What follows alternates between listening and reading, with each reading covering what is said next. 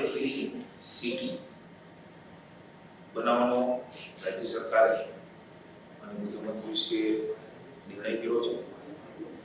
આજની બેઠકમાં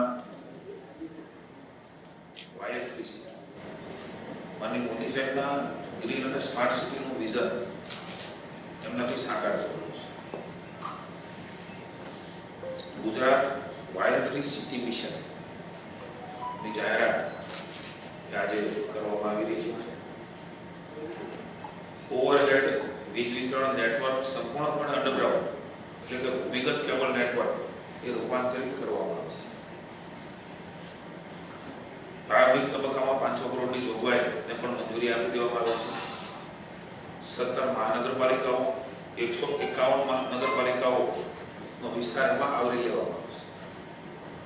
2030 સુધીમાં રાજ્યના તમામ શહેરી વિસ્તારોને તબક્કાવાર વાયર ફ્રી સિટી તરીકે વિકસાવવાનો નિર્ણય કરવામાં આવ્યો છે. કુલ 14,600 circuit kilometre high tension overhead network તથા 31,400 સર્કિટ કિલોમીટર લો ટેન્શન ઓવરહેડ નેટવર્કને પણ તબક્કાવાર ભૂમિગત કરવામાં આવશે. પ્રથમ તબક્કામાં 11 kV ઓવરહેડ લાઇનોને પણ અને ત્યારબાદ લો ટેન્શન લાઇનો ભૂમિગત કેબલમાં રૂપાંતરિત કરાશે. આ નિર્ણયથી ખાસ કરીને કુદરતી આફતો, વાયર તૂટવા, શોર્ટ સર્કિટથી થતી દુર્ઘટનાઓ અટકશે અને જનજીવન વધારે સુરક્ષિત બનશે.